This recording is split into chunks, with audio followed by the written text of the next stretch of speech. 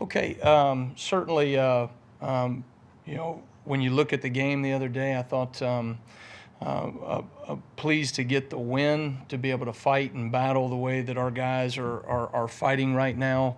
It was special to find a way to come up with an interception to win a game. We've gotten to do that twice now, and those are always rewarding for a defense. They're always special moments, right, to be able to step up when it matters most. And certainly we were able to do that in the game. I think our guys have an appreciation for finding a way to win, and yet players and coaches alike, there's certainly an urgency to continue to build and grow as a football team so that we can be the team that we feel like we are capable of being as we continue to navigate through SEC play. We had from a chance defensively to be explosive. We had 13 game changers, 12 was our goal, 4 takeaways, 4 sacks, 3 3-and-outs, and then 2 fourth-down stops, including a missed field goal. From what we call the double positives, the explosive plays given up, and then the turnover margin. We had 9 explosives on offense. We gave up 5 on defense. We gave up 1 explosive run and 4 passes. And then obviously we won the turnover margin by +2. So that really probably being the key to the game as much as anything from a defensive perspective is when you can take the ball away from somebody 4 different times, that's certainly going to make it hard to be able to navigate against. I thought as the game went on, they had some really good wrinkles, and I thought we adjusted pretty well to some of those things. They were doing some different run game out of 12 personnel that they had not shown. Some Dow Loggins, their offensive coordinator, has always done a tremendous job. Had some different wrinkles that they were doing, and I thought we adjusted to that pretty well on the fly. Credit our defensive staff and our players for making those adjustments, and it gave us a chance to get off the field on 3rd down in the second half. But we did not do that nearly to the consistency that I think that we are capable of, or that we need to be in order to be a consistent defense. We started out the first half, we went 5-0 on 3rd down, got off the field, and then gave up a 4th and 9, which is just obviously an unacceptable play and an error on our part from a execution standpoint. And then we started off the second half going 0 for 5 on 3rd down, and then came back and went 3 for 5 in the last 5 3rd downs. And so that continues to be an area where we are not operating at an optimum level. If we want to be the defense that I think we are capable of being, we have to execute at a more consistent level on 3rd down. When you look at it, there certainly were some challenging things that USC presented for us, but particularly on 3rd down, it was a lack of execution on our part, putting our eyes in the right place, doing our job at a consistent level. And so those are things that we've got to continue to do. And that's not just in pass coverage. Some of it was in pass rush. I do think we took some steps in the right direction from a pass rush standpoint, where we were able to generate pressure on the quarterback. I think that's part of why we were able to get takeaways in the game. We were able to get sacks in the game, but we're still not optimizing our ability to rush as a unit on a consistent basis, and then play coverage on a consistent basis on 3rd down, and particularly in 4th down. So those are certainly the areas that we've got to emphasize as we moving forward, as we navigate ourselves moving forward into playing Tennessee. With that, looking ahead to Tennessee, I think Josh Heupel's just done a fantastic job over the last few years with their program. I think they have continued to improve the overall talent level of their roster. I think they are playing with more depth as a football team. And then, there's a number of explosive playmakers that they can get the ball to. I think their running back is elite. I think he has done Sampson, I believe, right, is his last name. Really impressive what he's been able to do. I think he's dynamic with the ball in his hand. He's got really good patience in their run schemes. He will make guys miss at the point of contact, constantly creating yards after contact as well. And then some very explosive athletes on the outside that that when they've been able to get the ball out there to them, they've had tremendous success on offense. And that's something that, they are a team that on any given down can create an explosive play. And so that's something that we're going to have to be very mindful of. We're going to have to be very thorough as a defense. And I think ultimately it's going to be about our consistency doing the same high-level job over and over again in order to play, at an optimum level on Saturday. So looking forward to the competition, looking forward to going to Neyland Stadium. And we're going to have a great week of practice and preparation to get ready for it. Thanks, Coach. Let's start on the right side with Charlie. Yeah, hey, Coach, kind of a two-part question. Just how would you assess your defense's tackling, and where do you stand on maybe when players stand defenders up trying to get the ball out rather than just trying to take them to the ground? Yeah, I think fine line, to answer your second question first, I think there's a fine line there of trying to create takeaways, right? The first man to the ball always needs to make sure that he is securing the tackle. Second man, right, can work to a position to be able to try to get the ball out. More often than not, you see creating a takeaway or a fumble with maybe at the point of attack. Usually when a guy gets wrapped up, he starts to secure the ball at a little bit higher level. That's not always the case. Sometimes with a quarterback or somebody trying to work to get out of the pocket, from a quarterback in the pocket standpoint. But for us, I think we've got to continue to harp on the fundamentals of how we're tackling. When we don't operate with a hard shoulder tackle, all of a sudden we're giving up some yards after contact. I think we have been inconsistent from a tackling standpoint. A lot of that is making sure that we're leveraging the ball properly in vision coverage and that we're driving to the ball. So now there's less space, right, that we can take away from before the ball the guy even starts to get going. So I think there's certainly room for error. That improvement there, that's something that you constantly are going to continue to work throughout the season, and teams like Tennessee are going to force you to make space tackles over and over again. So it's critical that we continue to improve. Left side, Chase. When Arkansas held Tennessee to 14 points a couple weeks ago, they did it playing a lot of dime. You don't seem to be the biggest fan of playing 6 DBs, but when Tennessee goes empty with their vertical threats and the receivers get those splits all the way out to the sideline, does that force any DC to look at playing dime? Well, I think I think when you look at what this team is, this is a run football team.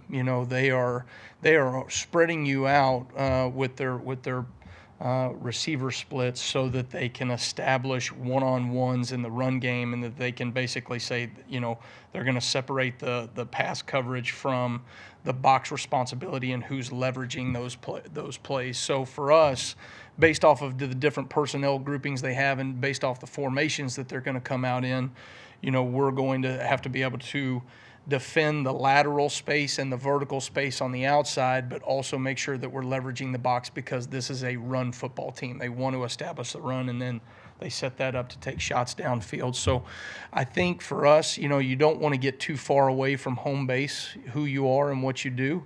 But from a personnel package standpoint, we're always going to look at, whatever we think is the optimal, scheme and personnel to get our players in the right position.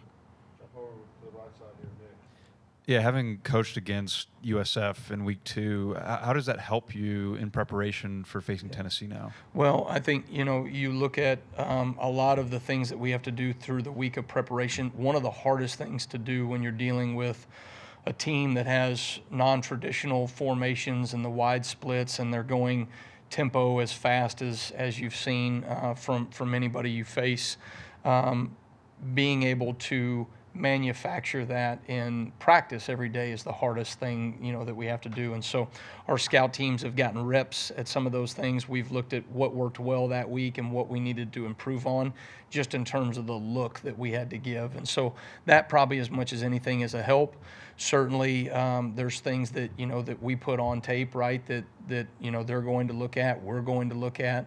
But really each game is even though they're in the same system, and it is the same system, what Tennessee is doing versus what South Florida is doing. There are enough differences there, and they have different identities in terms of what they're trying to get accomplished. So, certainly from a week of preparation, that'll be something that's huge for our scout teams. Go to Alex in the middle there. When you see the errors in execution, does it cause you to pull back on what you'd like to call as the play caller? And then just how do you think about the value of just simplicity versus throwing a bunch of wrinkles at an opponent? Yeah, no, that's ultimately the give and take that we're trying to look at every single week. What can we go execute at a high level and do it consistently, and yet still have enough wrinkles that we're not a vanilla defense that teams feel like, okay, they're able to lock in and attack. And I think, early on we showed a few different things to set some things up as we navigated into SEC play. So now we've started to show more of those wrinkles. We were able to show a lot more this past week from a standpoint of some pressures and some little nuances and change-ups that we had not shown before. And we'll keep throwing some of those wrinkles in as we go. That's one of the things that are an advantage, right? As a first-year defense, right? There's always going to be some wrinkles and things that you go and throw in. I felt like in the game, you want to make sure that you are simple enough, right, so that our players can go execute.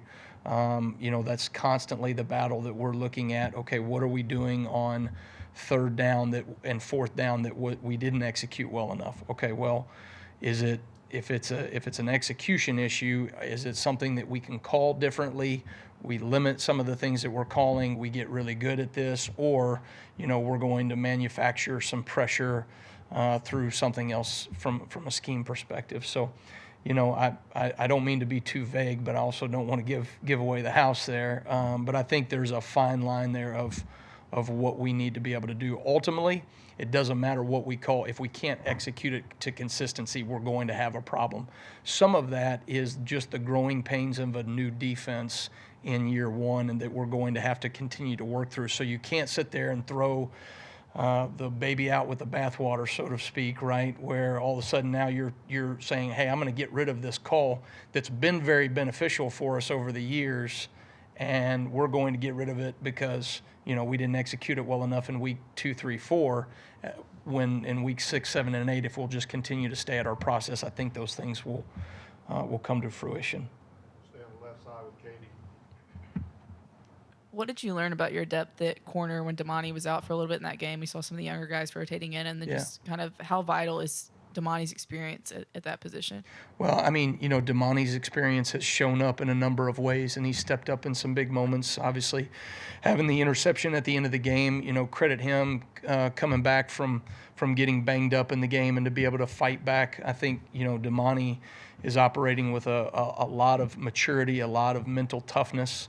And then, he has really kind of helped set the tone for that room, along with Coach Lindquist is doing a tremendous job with those young players and building continuity in their technique and their fundamentals so that they can go out and execute to the highest level of their ability right on game day. And so, when a couple of guys go down and those guys have to be called upon, you're either ready or you're not, right? And so for those guys, I thought it was good for them to get in there to get some meaningful quality reps. I think Jalen Mbakwe stepped up in some really big moments as well, and so encouraged to see some of that youth gain experience in meaningful SEC games.